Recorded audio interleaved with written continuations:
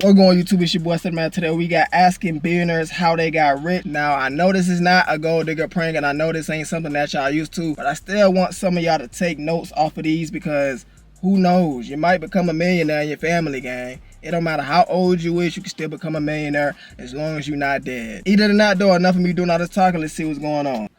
What do you do for a living out in Houston, Texas? I got an ad already. But nah, though, I'm telling you, they finna lay down some blueprint. Every video that I had watched on this channel, I'm talking about I learned a lot off of these millionaires, bro. I'm telling you. What are you doing exactly? I own a football team. What team?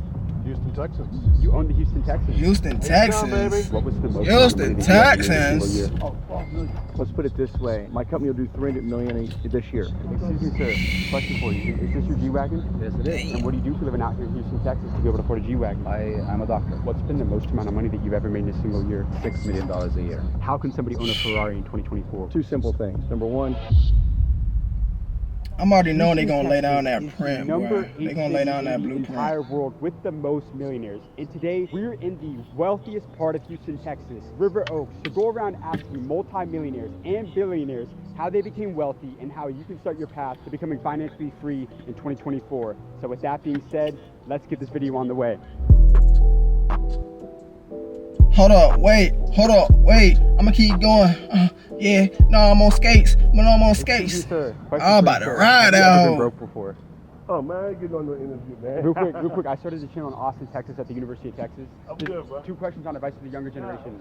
Have a good one, man. Can't get everybody, man, but like I always say, every no is a step closer to a yes, so we're just gonna go get this next one out here in Houston, Texas. Come on. Question for you, is this your Lamborghini? Yeah. Are you a business owner by any chance? Yeah, I own a business card. I work for oil and gas. Yeah? Could I interview you real quick? I go all over the country just asking business owners their advice to young entrepreneurs. I have a channel with over 5 million followers. Could I ask you just a couple quick questions? Is that cool? She said oil and gas company, they make a lot of money. I'm talking about millions and millions and millions. I'm telling you. Just 2 quick questions then? Not today. I'm sorry. Excuse me, sir. Question for you. yes, sir. Have you ever been broke before? Oh, God, yeah. Yeah? Yeah. And what do you do for a living out here in Houston, I own Texas? a restaurant, Fiery, right around Yeah? the corner. Restaurant business is very competitive. okay. What do you do to stand out against 99% of the hospitality business? Come on, you're asking secret questions here. Yeah? I started the channel in Austin, Texas. I grew it to 5 million followers, just asking business owners You for wanna best give advice us the to young game. entrepreneurs. Could I get just 1 or 2 minutes of I'm your not time? young. I'm 72 years old. And I want your advice for the younger generation of business owners. I've interviewed Mark Cuban, president of Nike, CEO of Frito-Lay. Just a couple quick questions. Be fearless. Be fearless. Is fear the biggest killer of most businesses in today's world? Don't be afraid to fail. What's the best advice you ever got from a mentor in terms of money or how you were able to make that money work for you? Don't deal drugs. Don't deal drugs. 2 quick last ones for you, real quick, sir. Is that cool? Is that okay? Yeah, what? Is that fine? So what kind of restaurants do you own? I own this restaurant right there, Bowery. Yeah. Right across the street. It's Italian. Across all your businesses, what's the biggest you ever had in business? What's the most you made in a year in terms of revenue? Oh, 12 million. $12 million? Okay, last one for you right here, right here. How did you scale from 7 to 8 figures? It's hard to scale businesses. What did you do to go from 7 to 8 figures? Just have a good product. Have a good product? How did you find a winning product though? Hey, he gave a lot. He gave a lot in just this amount. It's very hard to get a couple minutes of these people's time. These are very high net worth individuals, but all you can do is kind of keep crying and keep going until you find one of those yeses. And we're going to drop some great game in one of these interviews. We just got to go find it and keep it rolling, man. Come on. Is this your G-Wagon? Yeah. What do you do for a living out in Houston, Texas to be able to afford a G-Wagon? Sorry? What do you do for a living out in Houston, Texas? H-Town. Hard. What industry are you in? Football. What are you doing exactly? I own a football team. What team?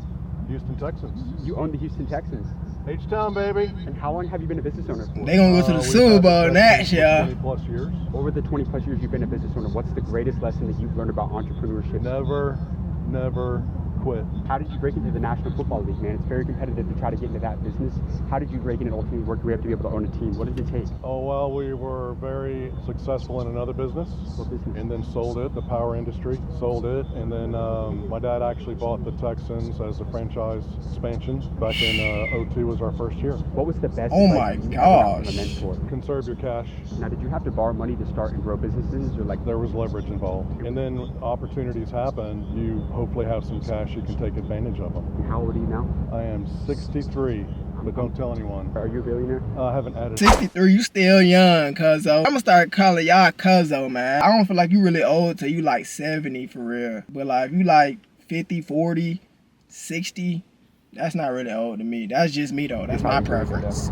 You know what I'm saying? Any negotiation advice? Somebody, they struggle to close deals in business. You've negotiated some massive deals. What's the secret to negotiating? I want to do it, but not that bad. What do you mean by that? You got to be able to walk away or You what? gotta be able to walk away. At the same time, you're going to be able to Absolutely. Thank you, sir. I appreciate you. Thank you. Nah, that's low-key deep, if you understand the that. owner of the Houston Texans. That guy is more than likely a billionaire, and we just caught him getting out of the G-Wagon, going to his appointment at the Rolex store. But what did he say was the best advice he'd give to any business owner in today's world? Never, ever quit. Right when people are on the brink of achieving their greatest dreams and the greatest goals that they have, they give up right before it all happens. Never give up on your dreams, guys. And you can interview people like the owner of the Houston Texans. Crazy interview out here in Houston to start the day. Let's go get this next one, fellas. Come on. Excuse me, sir. Question for you. Have you ever been broke? Give me 5 minutes. I got you. Appreciate you, my friend. Oh, you're good, man. How you doing? And I'm not a millionaire. Oh, okay, cool.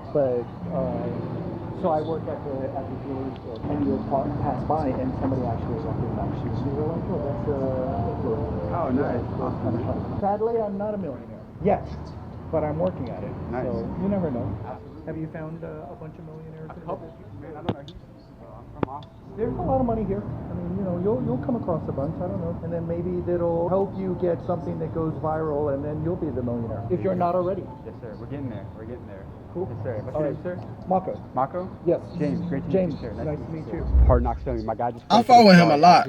I like his vibe, his energy, and We're all. gonna go up and see what he was able to do to be able to afford a Ferrari out here in Houston. Let's go see what he has to say. Excuse That me, sir. Ferrari is more than hard. And how long have you been a business owner for? 21 years. And what type of business do you run? I own a labor force management company. You can only do so much as one person. That's right. How important was it for you learning how to master delegation, bringing other people and building teams? How important is delegation? Let's put it this way. How important is it? My company will do 300 million this year in revenue, right? If I were still doing it all myself, we might do 3, right? One guy can only, or gal, can only do so much. I don't care how talented you are, I don't care how hard you work. You can only do so much. And you got to be honest with yourself. You have weaknesses, right? That's the truth. You have strengths, and that's great. You've got to build a team around you that are going to cover all those weaknesses that you've got, help you accentuate and exaggerate your strengths that you have. But at the end of the day, if you don't have a team that's executing with you and on your behalf, number one, you're going to work for the rest of your life. So I wouldn't call you an entrepreneur. I would say you're self-employed. You're not building a company that's going to grow and scale and live beyond you. You're not building anything lasting. All you did was create a job. And by the way, that's great. I know some people that do a very, very good job, and they have a very nice living doing just that. But if you're going to be an entrepreneur, if you're really going to build a business, which I think is create something that lives beyond any one person, you got to know how to motivate and inspire a team around you. In other words, you got to stop being an employee entrepreneur. A lot of people, they work in the business. Yeah. No, you need to be working on the business. As a multiple 9-figure entrepreneur, what's been the best financial advice that you've ever received throughout your career? Don't be fooled by all the Ferraris and the Paddocks and all that BS. Don't be fooled by that. Know something. Every dollar that a company spends must have an ROI attached to it. If you're doing that, then you can take and spoil yourself a little bit of that money. But as far as the business runs financially, no dollar should ever be spent inside of a business that does not, you cannot directly calculate the ROI to that business. Have you ever been broke before?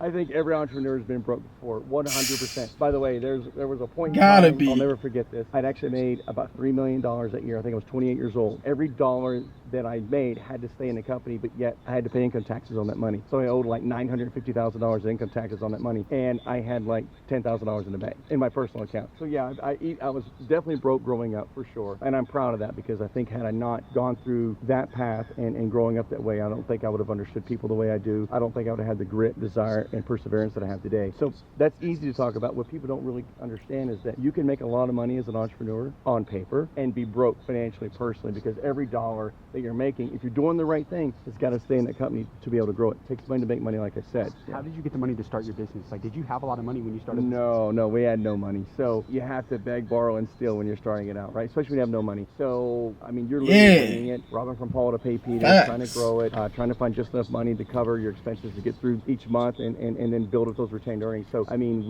we had to take out high interest loans. I call it loan shark money back then, but it was like you're factoring your invoices. It's like 21% interest rate. It's horrible. It's absolutely horrible. But I'm actually really glad I did it that way. I started out that way and I had to pay those absurd interest rates because it forced me to have the discipline to not take the money out of the business. So every week that the company made profit, I'd leave that profit in. That means next week, that's a little bit less I had to borrow, and a little bit less, and a little bit less. And then you look up, 18 months, 2 years later, now you're borrowing very, very little on what I call the loan shark money, right? But the best part is you built. I know he's talking a lot right now. Some of y'all probably can't really understand him. Y'all can run this video back as much as y'all can, by the way. Take all the niche that you need, gang. But he really laying down a lot of facts. He know what he talking about. It sounds like he just moving all over the place, but I'm telling you, like, he know what he talking about.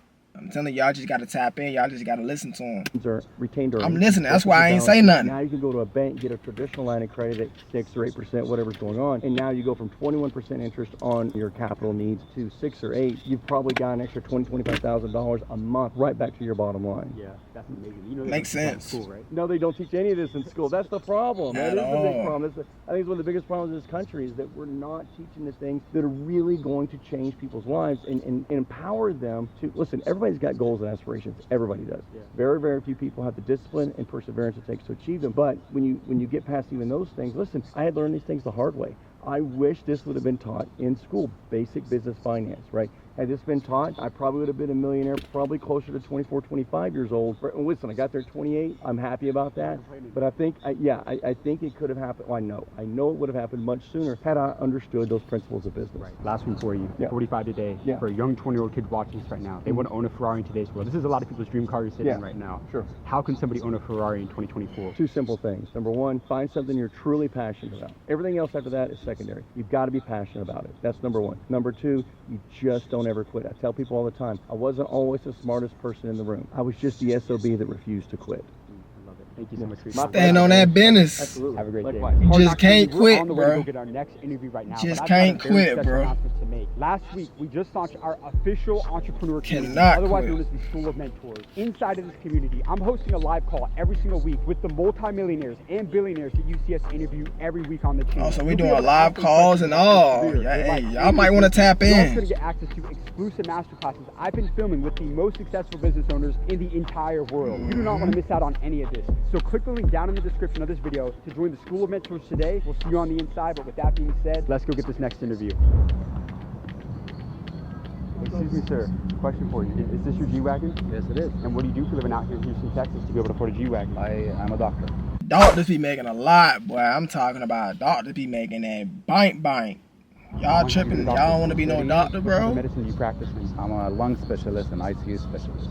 You own your own Oh, practice? Sir? Yes, I do. Over these 30 years, especially as a business owner, what's been the most amount of money that you've ever made in a single year? Well, the business is different than the medicine. So medicine is probably $600,000-700,000. How about for the business? The business is a big business, so that's $6 million a year. $6 million. Was it all worth it going through all that school? Absolutely. Why Always is worth that? it. I always tell my kids if I go back, I wouldn't change a thing. What did you have to sacrifice on the way though? Time and time with my wife, so Yeah. and the kids. Yeah. But it's That's worth it. real. How old are you today? That's I'm real. 54 years of age. For people that are pursuing medicine, what's the most common mistakes that you see new doctors make? I think when the they're doctor's biggest mistake, they don't learn the business of medicine. I don't mean it as a money, but meaning when you are taking care of patients, you want to do it the most efficient way. And if you're in private practice, you want to do it so you could stay afloat. Because if you don't do the right job, money is not important to doctors, but money is what sinks a lot of practices. So you're going to have to balance that out. You're never after the money, but you also, if you have a practice, private practice, you need to be in and you need to have that niche and to stay afloat. Because unfortunately, you guys don't know this, as young generations, medicine pays less and less for doctors, which we accommodate that, but then you have to stay afloat. I have like 300 employees that I have to pay them payroll at the end of every month. So yes, doctors think I could be employed and that's the end of it. But if you go into private practice, you really have to work harder and have that business mind. So my one advice is learn business early on, not because you're after money or you want more money or how to squeeze the system. No, to the contrary, how to give good service to your patients, but stay afloat and not worry about that. Because why doctors in general get paid higher than average is because you don't want your doctors to be worried about money. You want to worry about you and how to get you better. So there's a balance right there. You don't want to make so much money and people think they're doing something not right or too little money that they worry about making money to survive. Thank you, sir. I appreciate you. W advice. W advice. Texas just went crazy. But I want you to like and subscribe for amazing content.